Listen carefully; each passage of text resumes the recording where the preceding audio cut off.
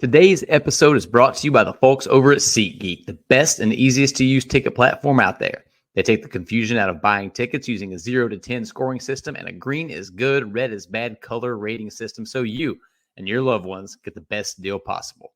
So whether it's going to see our beloved Redlegs at Great American Ballpark, the Bengals over at Paycor, FC Cincinnati, one of the area college teams, or pretty much anything in between, use promo code Riverfront at checkout and receive $20 off your first order. Click the link in the show notes to download the app and get started. That's Riverfront, one word, for $20 off.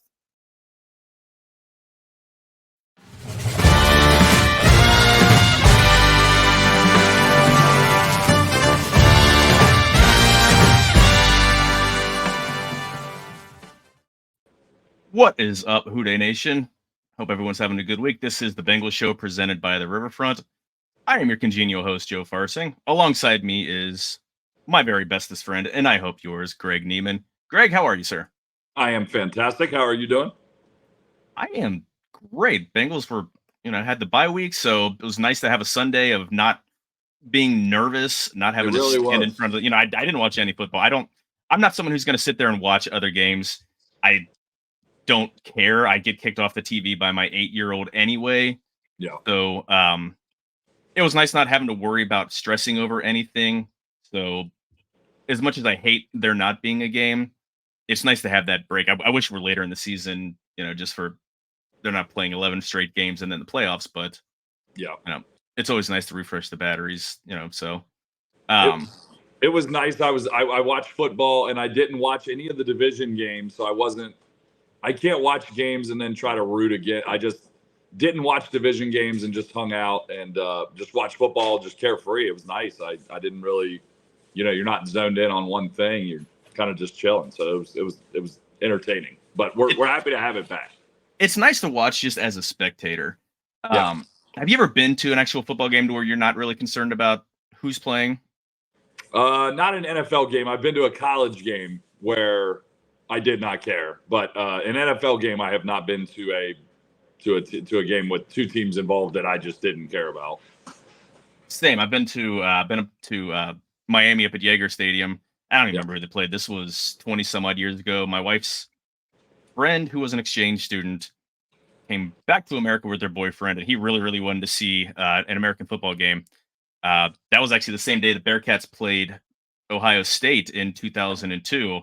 And should have beaten them. Yeah. Who, that was the year Ohio State won the national title. But and I went to Miami to watch them play I don't even know, it was some MAC team. And then I saw a game at OU. Buddy of mine went to school there, and I didn't care if OU won or lost or who they were even playing. But it's fun. I mean, it kind of makes you remember why you love football, because you're not there with your asshole puckered, like worrying about every single play and like getting pissed off if running back cuts back and picks up 20 yards. Like, give a shit. It's just fun. So actually, the one of the games that I went to that was like that between two teams I really didn't have a dog in the fight was the Alabama versus Texas A&M. Johnny Manziel beating them as a redshirt freshman when he bumped into the lineman and the ball popped up and then he threw it for a touchdown. Oh, that's a hell of an atmosphere to a very iconic game. We took a kid on a recruiting trip down there, and it was Thad Moss, Randy Moss's son. Okay. So we took him on a recruiting trip down there, and we had like third row seats. It was phenomenal. Oh, that's terrible being that close to an SEC. Was A&M in the SEC at that point? A&M was in the SEC at that point. Okay. It was like right at the beginning of them being in the SEC. I know Manziel was right. I can't remember when they switched, and God, it's been so long since Manziel was there anymore. So it's kind of forgetting which was which. Thanks for calling me old. Got it. Thanks. Hey, I'm older than you are, man. True. Suck it up. It only gets worse from here, Greg. Wait until things hurt worse when you wake up than when you went to bed. That's when you know you've fallen off the deep end. I'm on my way. As always, if you guys enjoy us, if you guys enjoy our other shows, the Riverfront Late Night Reds, Riverfront U, join our family at patreon.com/riverfrontcincy. Again, you get some awesome stuff. We got a lot of good content that's on there. Ryan Roberts does a fantastic job covering UC. He's got some content there. You also get access to our awesome Slack channel, where we talk about literally everything to where zero Des Ritter slander will be, I don't want to say not allowed, but it will not go unanswered and unchallenged by a certain individual here. You can't stop me. It's coming. I will find a way to kick you out. No. Don't just join. Get your friends, get your family, everybody. You just tell everybody you know, get on there. Let's go. Exactly. It's, again, we have a hell of a fun time just talking literally everything. NBA season just kicked off, so there's a lot of talk, especially Tim Dane was a gigantic NBA fan, so Yeah. that channel's hopping. So, and again, if you guys are watching this on YouTube, please subscribe, please hit like. If you guys aren't watching us on YouTube, if you're in your car, don't do it right now. Wait till you get home. We don't want to be the cause of any accidents or anything. But again, like and subscribe our YouTube channel. We're getting close, approaching 1,000 subscribers. That would be dope if we hit that at some point before the new year. Just a nice round number. I like symmetry in round numbers, so help us out to that. Again, for those who are still on Facebook or just like arguing with uncles and old people that post idiotic crap, follow us on Facebook, facebook.com/RiverfrontCincy.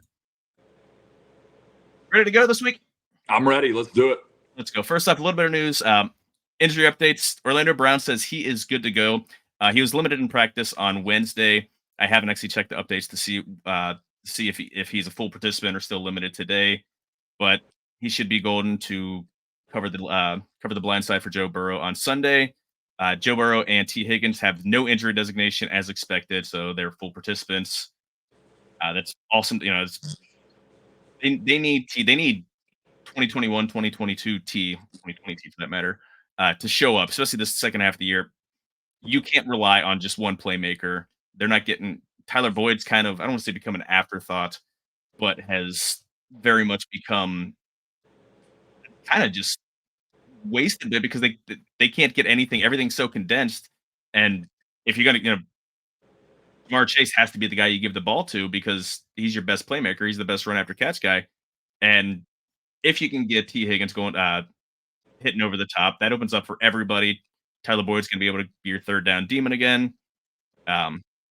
But again, need T to find, whether it's health, whatever it is. I mean, he keeps saying that, his contract and anything like that hasn't been affecting him. I don't know.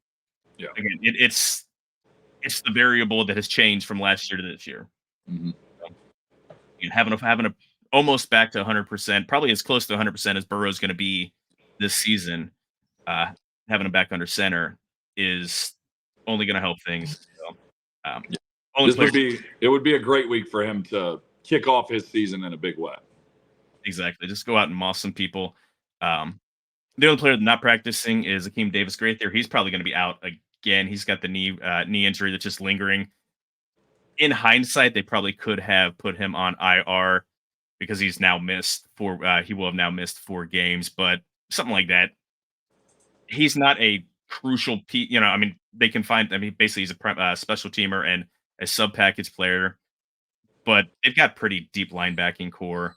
So, as much as I like ADG, it's not a huge loss with him not being in there. Right. Big loss is if something happens to Pratt or Wilson and you don't have Davis-Gaither to step in. But knock on wood, those two guys are good to go. Yeah, all things considered, if that's our injury list every week, okay.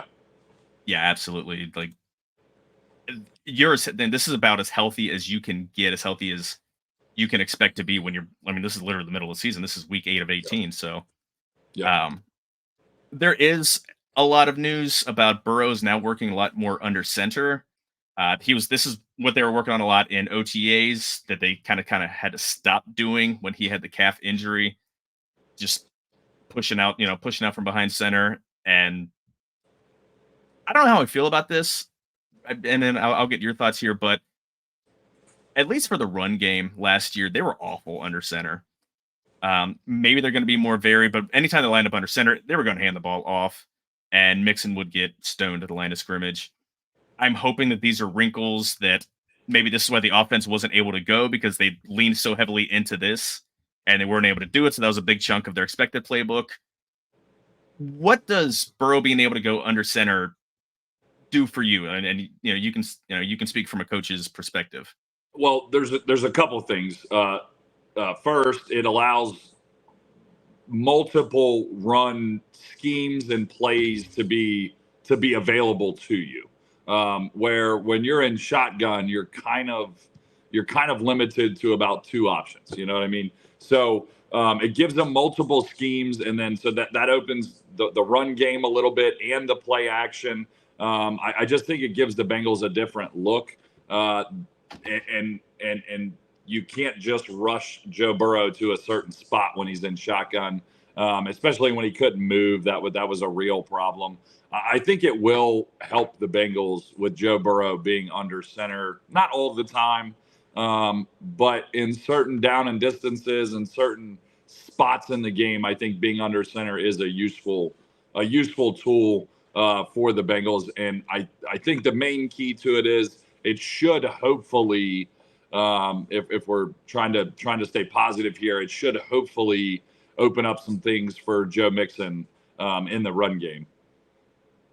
Yeah, the only issue with him was he was an absolute dead giveaway how he was lining up in the backfield, whether it was going to be a run or not. So right, again, and I think with where Joe Burrow's calf was at, the reason they got rid of that, obviously, pushing off and all of that, but if you could only hand the ball off out of under the gun or under center, that's an issue. I think clearly the Bengals, the fact that that everybody's heard about the Bengals knowing about that, they were going to fix that issue in some form or fashion. So I see them when they go under center. I think they'll be very balanced, and I think they'll make sure to kind of dispel those numbers and statistics that had been out there. So I do think it'll just open some things up. At the very least, it's going to show a lot that hasn't been on film for, I mean, literally a year. I mean, they abandoned going under center almost exclusively last year in week 5, week 6. It was the Sunday night game versus Baltimore, and I'm a proponent of either shotgun or pistol formation. I think the quarterback can see scan the field. I mean, you've got a little bit wider view. I don't know, especially when you've got an offensive line, the interior of the offensive line that's been the issue. You've got that extra half second before they get pushed in your lap. And, if you're running out of a pistol, you still have the running back behind you. So it's not kind of a giveaway as to, what exactly they're planning to do. I mean, that's the one issue with handoffs out of the shotgun. I mean, he's lined up beside you, so it's easy to kind of key on him and see where he is. He's not going to kind of hide. So yeah, I think play action becomes much more effective from under center. And then I think the other thing that I've always thought is that when you're in shotgun, at least in the NFL, these guys have gotten so good at getting a jump in shotgun. There's really not too many cadence differences you can do other than basically a fake cadence, and then you say whatever word makes it live, and now it's a live cadence. Yeah. So I think being under center gives you a little bit more. It'll keep those Myles Garretts of the world from just flying off the ball and jumping your snap count. And then you're just, I mean, we've all seen it where that defensive end jumps it perfectly and the play's dead before it starts. I think it does kind of help avoid that.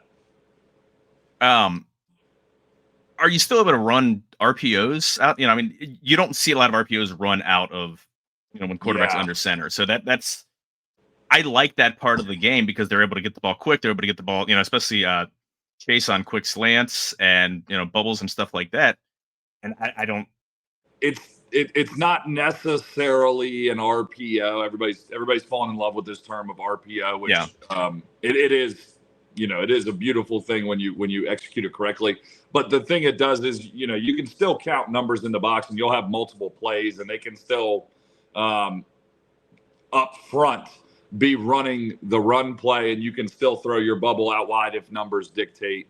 So there's still things off of it that don't necessarily fit the RPO, but they kind of work in the same light. You just look at a handful of offenses out there, like the 49ers that we're going to see on Sunday, like the Dolphins, and they've got different personnel. So it's not, you can't compare apples to oranges, but just seeing creativity and just seeing how varied and multiple and how many things it's, you kind of look at it as if, imagine Burrow with how great he is at the pre-snap chess match. if they were a lot more, and maybe like he said he doesn't like all the motion, he doesn't like all, like he likes everyone being lined up at the snap so that he can see instead of worrying about where his guys are going, like look at the defense and see if there's anything he can key off that. But I don't know. The Bengals have just, I don't want to say stale because we haven't seen the playbook that they had coming into the season, and hopefully we're going to see that realized this week and coming down the stretch. And they've got some huge games coming up. This 4-game stretch they've got coming up is ridiculously tough. But I don't know. Do you like the, I'm going to say novelty, but the more creative offenses out there, do all the motion, I've personally always loved it. I think that, and this really goes to what the 49ers are and a little bit, what the Dolphins are. Is Brock Purdy a top 5 quarterback in the NFL? Absolutely not. Does he put up numbers at times that make him, look amazing? Yeah. The goal of Kyle Shanahan and really what his offense is all about is anybody can play quarterback for me because I'm going to make the quarterback the easiest position. And when you can do that, if you give your quarterback easy throws, guaranteed 7 completions a game that are going to.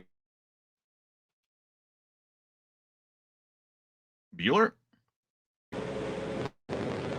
Greg, you there? Am I there? Oh, there we go. Oh, hang on. You back with us? I see you now. Can you hear me? Okay, we got you back, Greg. All right. Sorry about that. I just think when you can give your quarterback 7 to 10 easy throws a game that are really guaranteed throws, and you see this with the Niners all the time. They'll bring an H-back under the line of scrimmage, play action away, and then he has an easy dump-off pass. That guy rolls up the field for 12 yards. I just think Kyle Shanahan takes the ball away from Brock Purdy and gives himself guaranteed results and then moves forward from there. And then you can run your offense where your quarterback has to make a throw. I personally think if you can make the offense easier for the quarterback, that makes perfect sense. That's all Kyle Shanahan, that's all Mike McDaniel do is they're making the offense easier for the quarterback, easier throws. I equate it to a 3-point shooter. If I can get him an open layup in the first minute of the game, yes, please. I want my 3-point shooter to have an open layup, and then he's going to make his next 3 3-pointers. I feel the same way about quarterback. If a quarterback starts the game 5 for 5, even though I could have completed all 5 passes, he's much more likely to complete that deep shot when he takes it. Just gets in a rhythm and a little more confidence, and body just feels, you're making those passes, even if they're easy. Yeah, your body just feels better and you're ready to go. So we'll get into the full preview here in just a little bit. I do want to give a little bit of a division wrap up.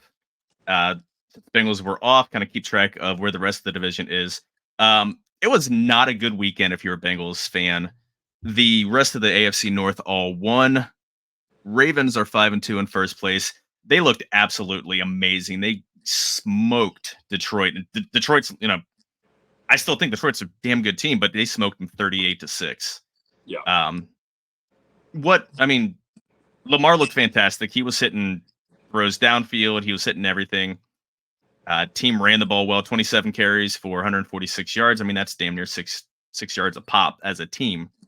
And again, Detroit is a solid team. I mean, their defense still lags behind their offense, but they were able to keep the offense down to 6 points. So that's not to say worrisome, but you don't like seeing that as a team who's got to play them again and in 3 weeks and has to catch up with them in the standings. They're now a game and a half behind them. Yeah. I just think the Lions is the Lions versus the Ravens. The Ravens are a horrible matchup for the Lions. Lions want to play defense. They want to stop the run, and then they want to get you in 3rd and long. And that's not really, you're not going to get the Ravens in 3rd and long. They're always going to kind of, churn their way up the field and then let Lamar do Lamar things. And the other part of it is the Lions are probably one of the worst designed teams to come from behind. That's just not their MO. When they get the ball on offense, they want to ground and pound. They want to play action. You get Jared Goff into some easy throws. They want to use their tight ends.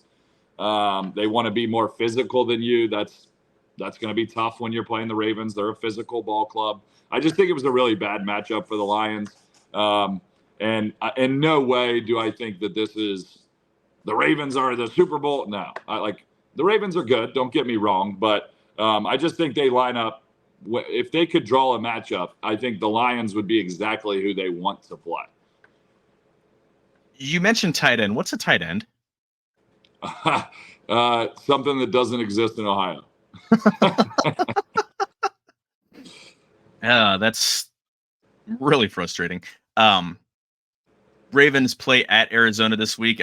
Cardinals might have Kyler Murray back. He's been active from IR. He's full participant.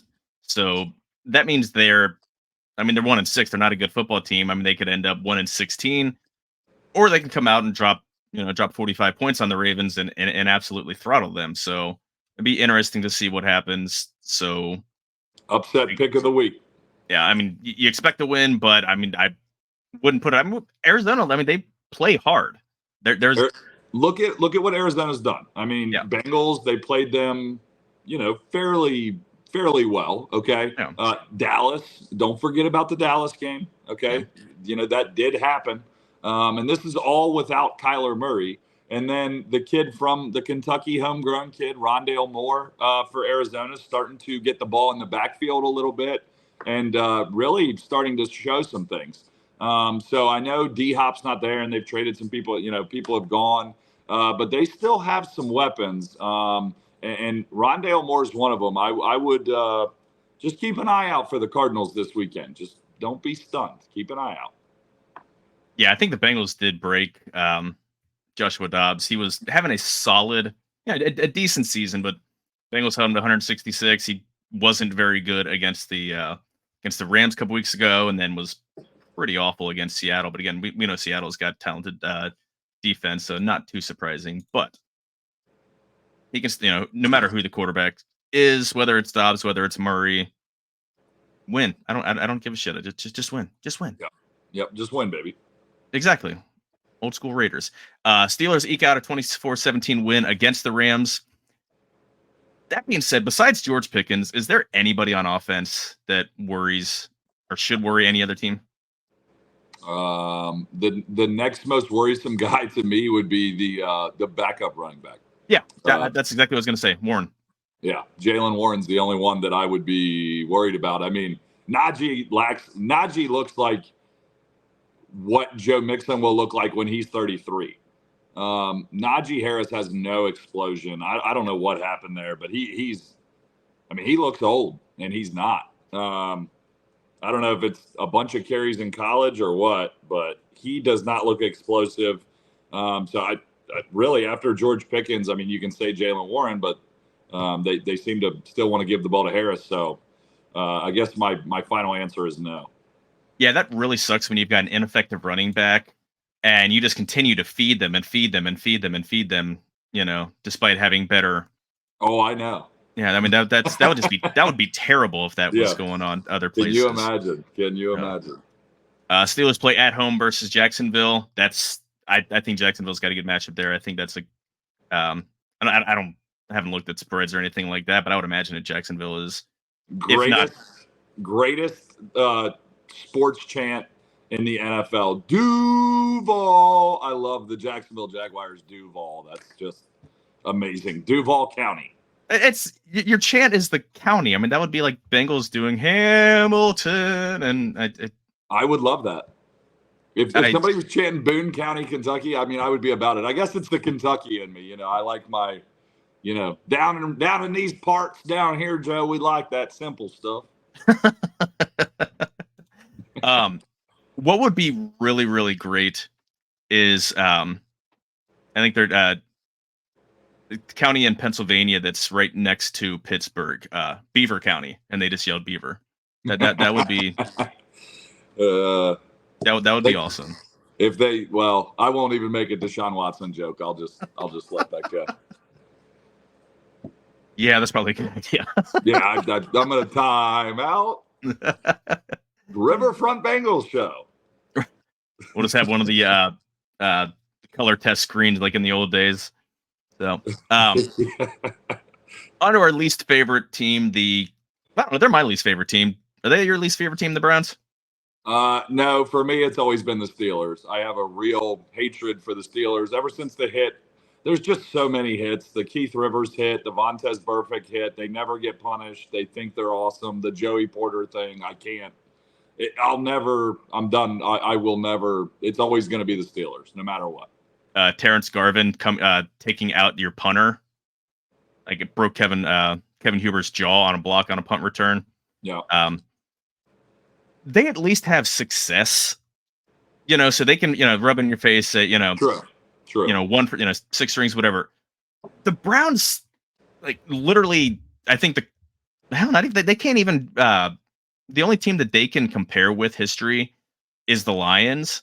Yeah. Because even the Cardinals, the Cardinals probably have the worst win-loss percentage in league history, but the Cardinals made a Super Bowl.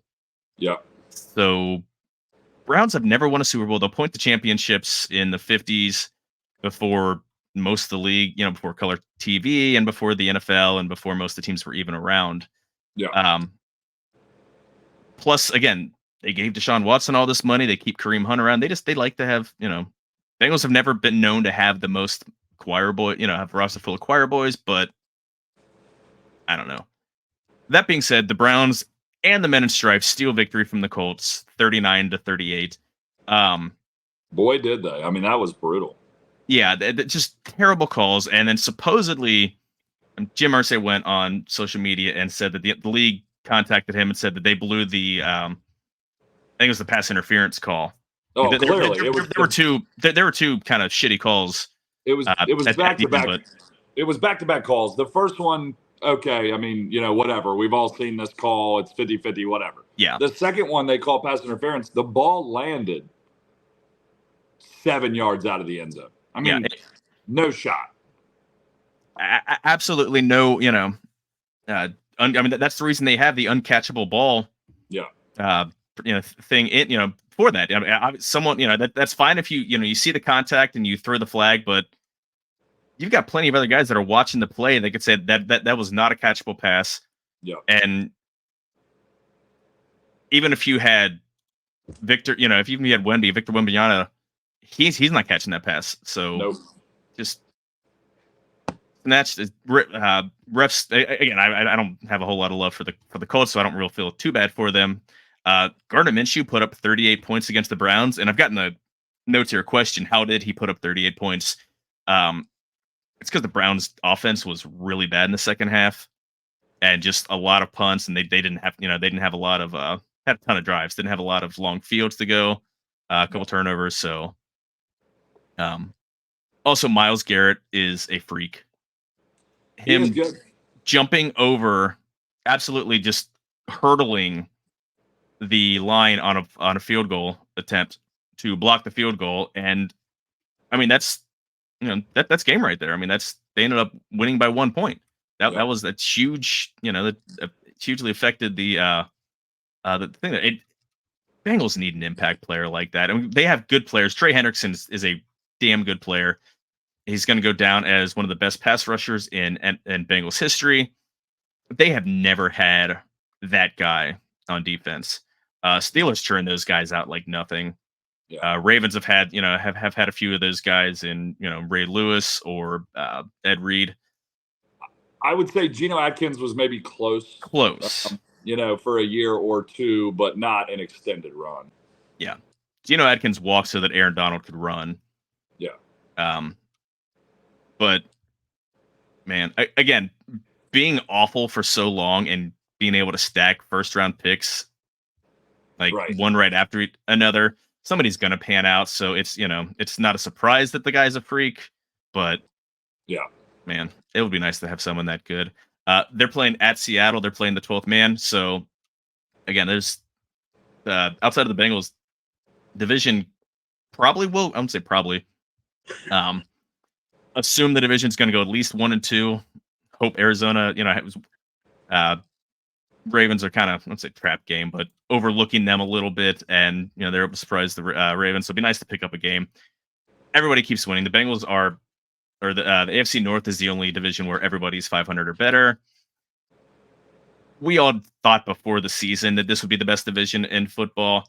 Everyone kind of, were sluggish coming out of the start of the season, but every team, as much as the Steelers' offense is bad and the Browns' quarterback play is awful, regardless who's back there, every team looks like they're a team that can make the playoffs. So I still expect the Browns and the Steelers to kind of shit the bed at some point, but. Yeah, I think it's very possible for everyone else to go 0-3 this week. I think it's very possible. I really do like the Cardinals. I'm completely okay with that. So yeah, you gonna put money on it? Sports betting is legal in the state of Kentucky now. That's true. I could. I might throw a few shekels over there. I got a new phone and I haven't downloaded any of those apps or anything, so I gotta get that stuff. So. Oh, my one buddy's yelling at me that I haven't downloaded these apps yet and got the freebies. I'm like, I don't. It's fine.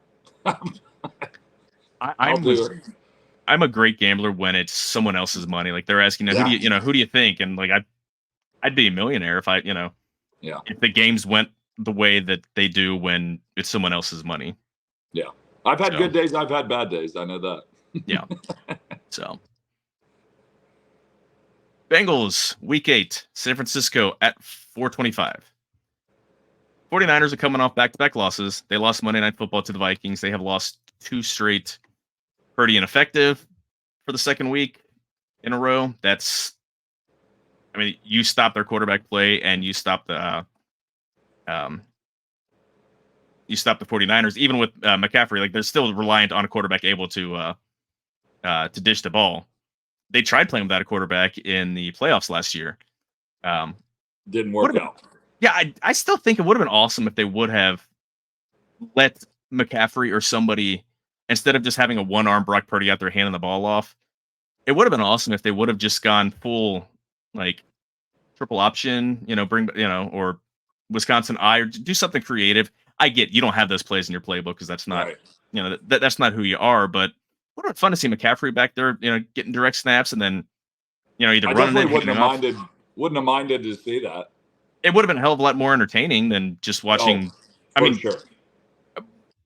What do the Eagles have to do? You put 5 down linemen in, and bam, game over. Yeah, yeah. All you're saying at that point is just, don't let anybody go tackle. I don't. You basically just don't mess it up. Yeah. They really didn't even have to play any cornerbacks for the second half of the game. Right. Yeah, they couldn't complete a 5-yard hitch if they had to. Yeah, I don't even know if he even tried to throw the ball. McCaffrey did try to throw it once. Okay. It was not good. Okay. From what I remember, I think he tried to throw it deep, and it was like if you sent me out there and said throw a 45-yard fade. It was not good. It was not good. I wonder if they worked on stuff like that now. Just, hey, just in case. I know they've got the emergency third quarterback rule back, but, say they only have 2 active, they both go out. And teams should work on a package of just some, emergency, running back or receiver that can, go back there. This goes to me. If you're working on that, you're cooked. You're done. There's so much time in OTAs and stuff like that, just to throw one, you spend 5 minutes on it at the last, at the end of practice one day. Maybe for fun. Yeah. Keep them loose maybe, but no. Imagine if that happened to the Bengals when they had Mo Sanu. Oh, Dude can throw. That guy, he can hit receivers in stride. He had he could wing it. Yeah. Deep accuracy. Yeah. I think he had a stronger arm than Dalton. Yeah, he could. Oh, he didn't underthrow it when he threw it deep on the trick plays. He let him. No, they catch it in stride too. He had a great feel for a touch on the deep ball. Like, man. Of course, a stronger arm than Dalton.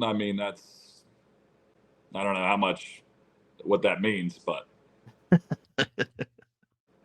Dalton, he is a pop gun quarterback. Yeah, I love Andy Dalton. I think he's going to be so much more well thought of.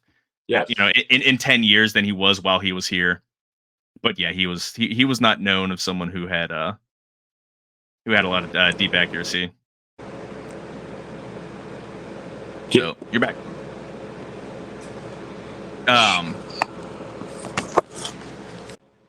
So anyway, the Niners do have some injury concerns coming into this week. Deebo Samuel's missed last week. He's not going to play again this week. Brock Purdy showed up Wednesday, in concussion protocol. Apparently on Monday's game, there was play he kind of went over the top for a try to get a first down, and Cincinnati's own Jordan Hicks came across, and I don't think he even intended to go helmet to helmet. They're probably going to fine him because they do that crap, but it hit him pretty hard. Apparently, no one caught it in the game, which you've got all these spotters, the guy with the red hat and all that crap, and they completely missed that he started having some symptoms on the flight back to San Francisco. I don't think there's a way that he can get through protocol in such a short week. I mean, he just showed up on a Wednesday. You've got 4 days, especially after a short week. I don't think he should, even if he can pass the stuff. That's you wouldn't imagine, but I mean, Shanahan said in his press conference, like, "Oh, it's possible, and they're hopeful." Don't like again. You've got a plug and play system for a quarterback. Sam Darnold, obviously, he's not been able to hold down a starter's job. He was a top 5 pick in the NFL. Yeah. He's got talent. Like he's it's not like you're bringing in somebody, some Jake Browning for that matter. Sit the kid out. Concussions, don't fuck with head injuries. It's dumb. Yeah, if I was me, I wouldn't even. If I was the 49ers, I wouldn't even remotely entertain it. No, it's not. I mean, they're 5-2. It's not like they're where the Bengals were a couple weeks ago, or 2-5, and like they need a win to get him healthy. Again, like they can still easily win. Bengals don't exactly have a good history against backup quarterbacks to begin with. Plus that they're just the stacked team, top to bottom, offense, defense. So just let the guy get healthy. And I'm not saying that as I want a lesser quarterback. I don't think much of Brock Purdy. I think he's someone who just doesn't make mistakes, which is funny because he was a freelancer at Iowa State. But yeah, don't force him. Let that shit. I mean, you can't heal concussions, but you do want to make sure that you're as back to as good as you can get, and because that's your brain. You don't fuck around with that. You only get one of those. Yeah, I agree.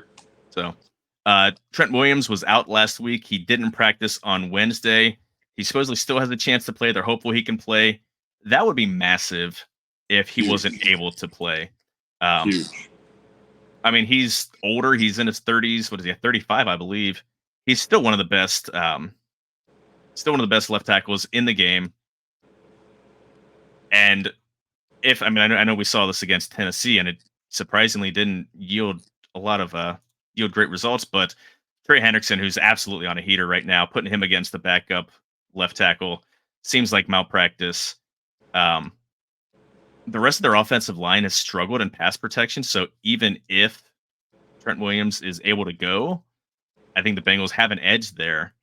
But we'll see if he's able to go. And again, he's, you get older as you're finding out. Things take a little bit longer to heal. So we shall see what happens. Again, that would be absolutely massive for Trey if he gets to go against the backup. You can't even measure how big that would be for the Bengals. Yeah. So, ready for the 3 keys of the game? Yes, sir. Let's do the 3 keys of the game. On offense, get everybody involved. Again, it worked well a couple weeks ago, just giving the ball to Jamar and everyone else kind of get out of the way against Arizona. That's not going to happen. That's not going to work against this week. Last week, they couldn't get anybody involved, especially in the second half. You need to feed T. I think you need to feed T early, go deep, do something, just, kind of break it open.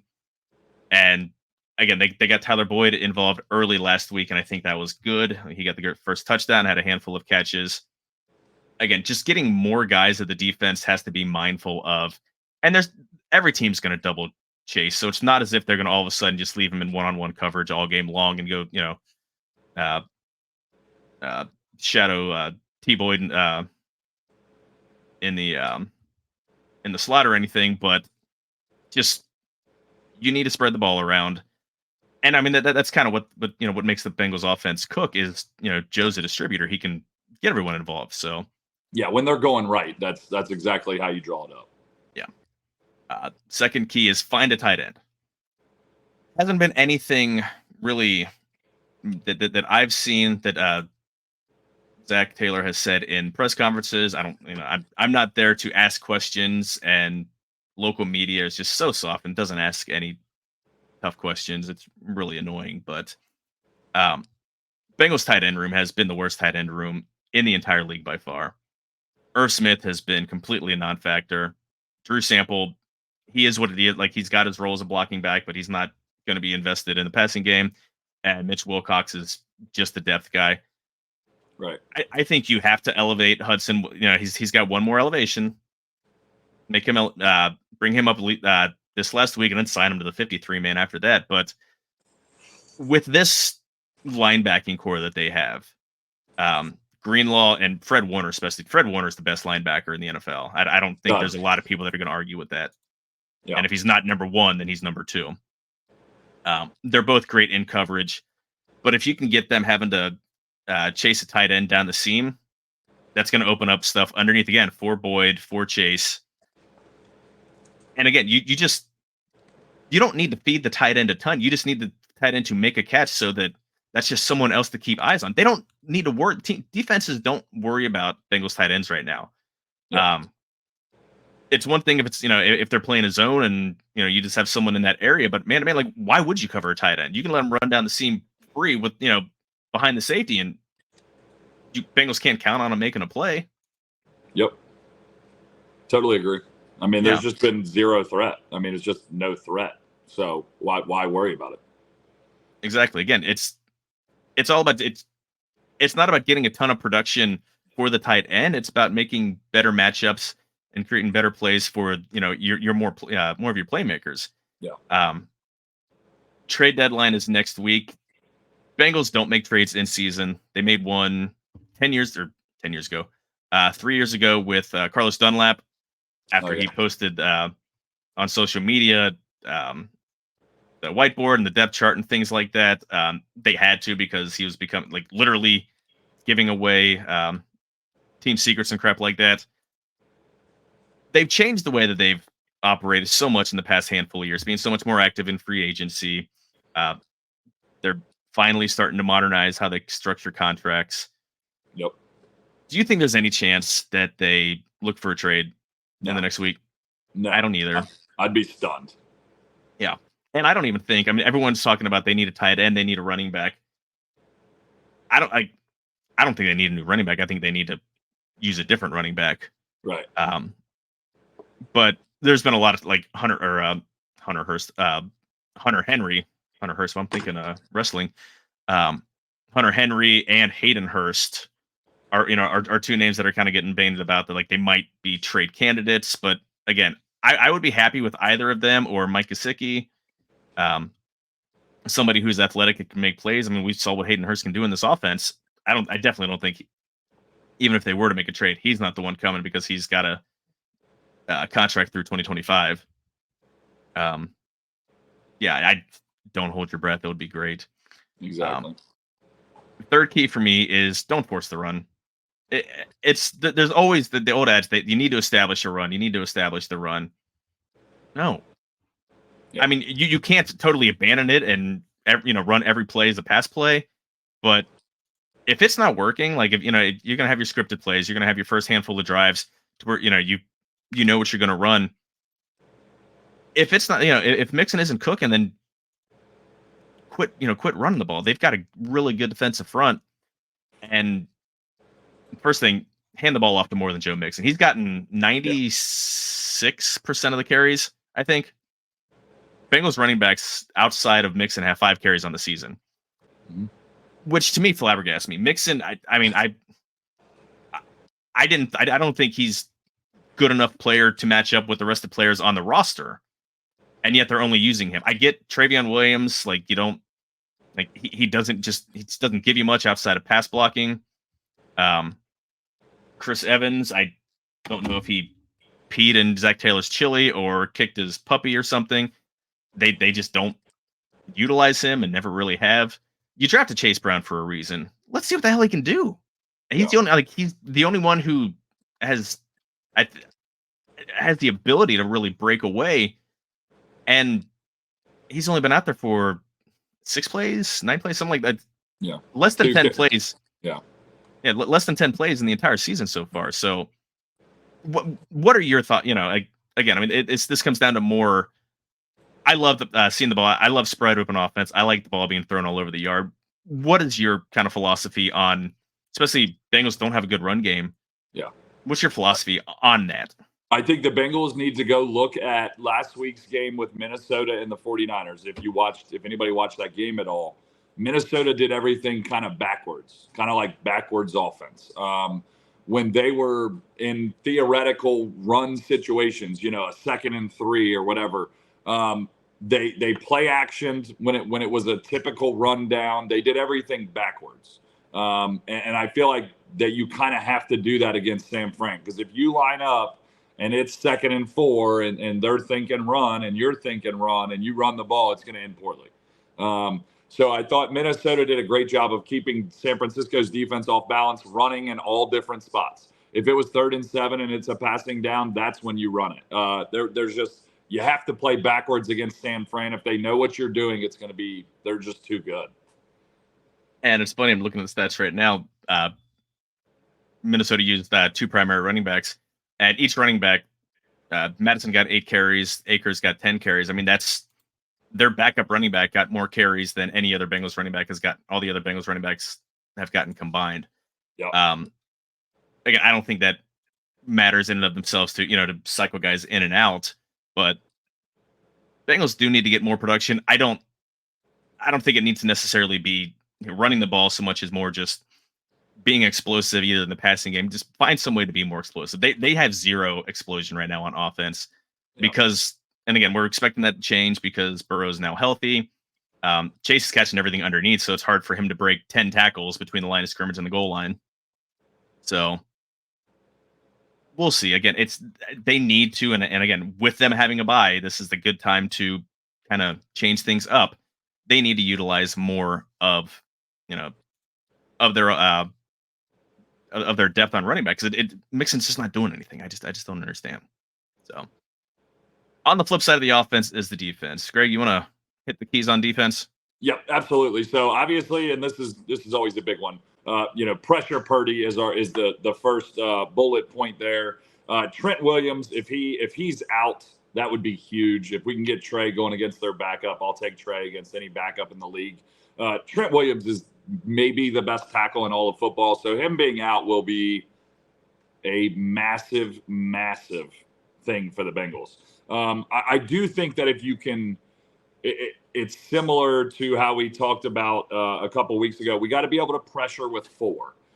You've got to be able to get pressure with 4. And I'm not saying you're necessarily getting home, but we need to pressure Purdy or Sam Darnold, whoever it is. You need to be able to move them, make them feel your pressure, even when it's just with 4. When they have time to sit back there, their scheme is so good that they're going to be able to pick you apart or find some spots. You've got to be able to get pressure on them. And that first key will turn us into the second key, which is turnovers, which obviously changes the game every game you're in. But if you get the pressure, it should lead to some turnovers, especially with this Bengals secondary that's played better and better and better and looks more opportunistic now than it ever has. You've got to feel as good about our secondary as you have in a long, long time. If we can get pressure on Purdy, that should ramp up some turnovers. And we saw that from Minnesota. They pressured Purdy. Purdy made some bad throws. I think we can expect similar things if it is Darnold instead of Purdy. The one thing about Brock Purdy, when you pressure him, his turnover-worthy plays go up by 60% when he's under duress. So if that's the case, if you can get some pressure on him, especially with Trent Williams out, yes, let our opportunistic secondary have some shots at making some massive plays and putting our offense in a good spot to get some easy points against that vaunted 49ers defense. So I think it kind of plays both ways, offensively and defensively. And then the last one, and I think we've kind of talked about this: stay disciplined. And the 49ers use a ton of pre-snap motion, and they use it really, really well. And they use it for specific reasons because they want to find out what your job is and where you're going to be, and they want to get the right matchups against you, and they want to have their best receiver against your outside linebacker, and then knowing that that's a man-to-man matchup, and now they've won before they even say hike. So you've got to be able to show them some different looks and still stay disciplined and not miss assignments, which is much easier said than done with all the motions that San Fran uses. The other part of stay disciplined when you're playing a team like this, and we've talked about this all year, you have to tackle. You cannot miss tackles against San Francisco.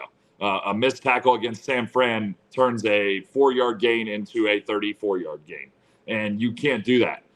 You have to tackle. You have to stay disciplined. You have to stay in your zone. You have to stay in your lane, and you have to make them execute continuously. And then you have to hope that you can force a bad play. I always say this: make offenses run plays. Make them have a 12-play drive to score, because at some point, Trey Hendrickson's going to get home. And now all of a sudden they're looking at 3rd and 15, and that drives over. So make them run plays, stay disciplined, don't miss tackles, make them advance the ball periodically, not chunk wise. And then that just gives more chance for your secondary and more chance for Trey Hendrickson to add to that sack total. Yeah, absolutely. I mean, on top of on top of just getting sacks, put them in 3rd and 15. Trey's been really good at stripping the ball at when he's hitting them. So good again, point. just the more reps. I mean, you can't expect an offense to execute perfectly on a 15-play drive. There's going to be opportunities. The ball is going to be put in harm's way, or they're going to make mistakes, either penalties or something out there. So back to pressuring Purdy. His PFF grade is 81 when he's kept clean and 51 when he's pressured. That is a massive variance there. So, and again, I mean, that shows you the strength of the 49ers, that they're, because of how dynamic their offense is, because of the threat of Christian McCaffrey and how good their offensive line usually is. Again, this year, they're outside of Trent Williams, their offensive line is pretty poor against the pass. Someone who isn't good with pressure is still able to be so incredibly productive. So that's why it's absolutely. And if you have to blitz. I mean, Bengals blitzed a lot more against Geno Smith than I really expected them to, and it worked. I mean, they didn't have to down the stretch because the defensive front was just absolutely feasting on them. But earlier in the game, I mean, we saw Wilson got a sack, Dax Hill came in, Nick's had a good pass rush. So it's you're giving Lou Anarumo an extra week. It's going to be a fun chess match because obviously we know Shanahan's the offensive genius and loves tinkering and trying weird formations, motions, all kinds of weird exotic things. And we know what Lou can do when the mad scientist gets in the lab. So it'll be fun to see what it looks like. Mm-hmm. So it's almost one of those games to where you wish the Niners were at full strength to see them against Debo, to see Trent Williams at full strength, Brock Purdy. But then again, I'm not one of those. I don't care. Like I'm not going to apologize for my team winning a game against the team that's banged up. You never apologize for an NFL win, and they're so hard to come by. I mean, I agree with you. I don't apologize for wins. Yeah, I mean, you see a lot of people that are magnanimous and all. If someone major, a big playmaker is out, I don't care. If the Bengals play the Steelers and TJ Watt isn't playing, that's a benefit. If Myles Garrett isn't playing when the Bengals play the Browns, like nobody has anyone to match up with those guys, so I'm okay with them not. Did anybody feel bad for the Bengals when Joe Burrow's calf wasn't right, when T. Higgins had crack, his ribs don't? Did you hear anybody in the national media say, "Oh, the Bengals will be fine. It's injuries"? No, it's the Bengals are trash. They're done. Nobody feels sorry for you in the NFL. That's just not. This is a grown man's league. You get paid to play. So if the guy in front of you goes out, nobody's feeling bad for you. It's time to, giddy up. Let's go. Yeah, the guy who is replacing him is a professional too. Was the best player on his high school team, best player, at his position on a college team, and he's making a hell of a lot of money himself. So I don't feel bad. It's, I want my team to win. I really don't give a shit who they're going up against, and that's all that matters to me. So it is prediction time. We do have a couple of guest predictors here. I'm gonna our good friends, host of the Riverfront, Nate Dotson, and then Tim Daniels here. We'll let them play and have them give their predictions here. What's up, Bengals fans? I'm here with my guy, Richmond Webb, and we're here to tell you that the Bengals are going to beat the 49ers on the road 28-24. It's going to be a tough one. I really wish the Niners were coming off a win instead of consecutive losses, but with Debo out and the Burrow-Chase combination too strong to overcome, the Bengals take it home. How awesome is it that he's got a Richmond Webb bobblehead? I'm amazed. I mean, I'm truly amazed. I cannot believe it. He had told me about it last year, and I can't remember why, because Richmond Webb was only Bengal for I think 1 or 2 years. I mean, he was a really good player for the Dolphins, but the Bengals Richmond Webb bobblehead is still pretty fantastic. So, although you know what, I'm going to bring in my bobblehead next show. I have my own bobblehead. I'm bringing it in. Please do. Coming. It's Please coming. do. Again, Nate has Bengals 28-24. We'll see what Tim Daniel, host of Late Night Reds, our good friend, hopefully yours, has to say. Bengals and Niners, intriguing matchup. Bengals are 3-0 in non-conference games this year. Let's make it 4-0. Joe Burrow, Jamar Chase, another big game in San Fran. Give me the Bengals 27-21. Yeah, it's this is an intriguing matchup. I mean, this has been last 2 years a lot of people's picks for a potential Super Bowl matchup. Yeah. Again, Nate's got him 27-21, similar to Tim, or Tim. Let me try that again. Tim has him 27-21, similar to Nate. I've got the Bengals 24-22. I think McPherson, not a walk-off field goal, but he hits a field goal late in the fourth quarter to give them the lead. I just think Bengals are ascending, and not that the Niners are kind of bottoming out or anything like that. They're still a damn good team that matches up, that they can beat all 31 teams and can absolutely go on a run, regardless whether it's you, me, 70-year-old Joe Montana, or 60. How the old he is? He's old. 65-year-old Joe Montana under center. Yeah, they're that damn good. I just think where the teams are right now, Bengals healthy, even though it's in San Francisco, I just think the Bengals are going to pull out a close one. What are your final thoughts on the game? I have Bengals 17, 49ers 16. I think the key to the game for the Bengals is obviously San Fran's going to have some chances. I think that the Bengals need to limit them to field goals. And that's what I think that the Bengals will be able to do, limit them in the red zone. I think 3 field goals for the Niners. They struggle punching it in. And I think the Bengals escape San Francisco with a 17-16 victory with a couple big plays from T. Higgins. And I think we see some things on defense we haven't seen yet with Lou Anarumo having a week off. I think we see them employ some strategies that I don't want to say they're off the wall, but just different. There's no way the Niners could have prepared for them because we haven't shown them on film yet. We'll call it exotic. Exotic. There you go.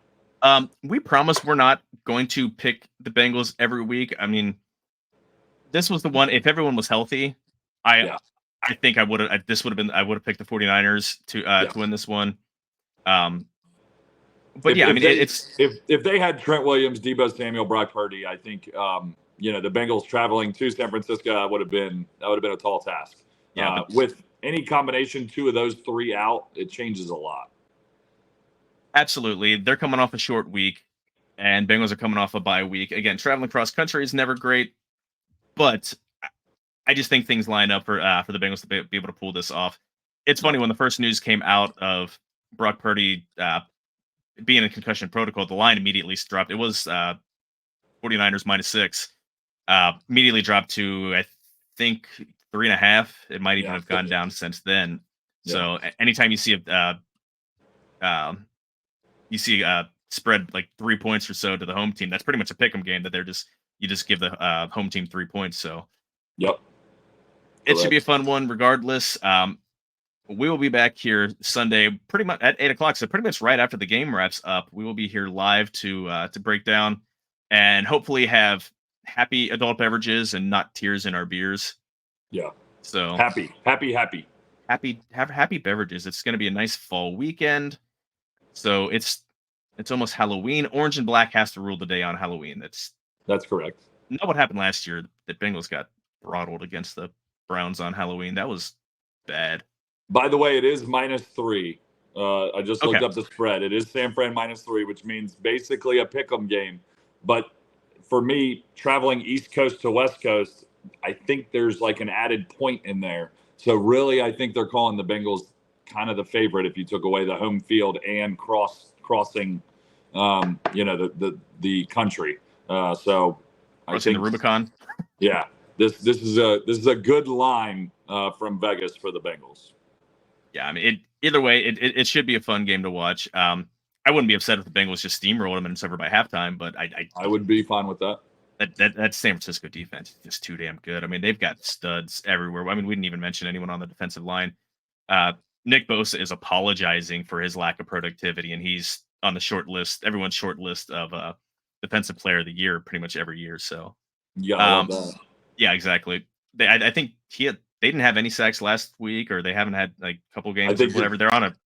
I think you're correct on that. He's on a dry spell. Let's make it last one more week. They can beat the crap out of the AFC or the NFC West. Bengals sweep. They'll be 4-0 against the NFC West. Bengals rule the NFC. They did. The last handful of seasons, it goes back to Andy Dalton days. Bengals pretty much beat the crap out of teams in the NFC. Now, granted, AFC is the stronger conference. The NFC has a couple juggernauts and then just a bunch of also-rans. So it's not surprising, but still, it's nice to be confident going into a matchup against a team, good, bad, whatever, that you're gonna be able to come out with the win. So, any final thoughts before we get out of here? I guess I'm bringing the Andrew Luck neck beard back. We're bringing the neck beard back. I don't know, Andrew Luck, you're safe. I got the neck beard covered, buddy. What a shame how much that guy retired, and I get it. He had so many injuries so early in his career. How much the Colts' fortunes changed when he hung him up. They're switching quarterback to quarterback. Anthony Richardson looks like a guy, except now he's had concussion problems and a shoulder injury that's knocked him out, which is awful to see in his first year. Stay healthy, take care of your health, guys. So yeah, just think about how many bad Sundays he gave Indianapolis with Phillip Rivers and Matt Ryan. Oh, Jacoby Brissett. He started a bunch of games. The list goes on. They've got Minshew Mania back. Yeah, he's the best out of all the ones they've had. Yeah, I think so. Again, we will see you guys Sunday night to do a wrap up. Outside of that, hoo day, everybody. Hoo day.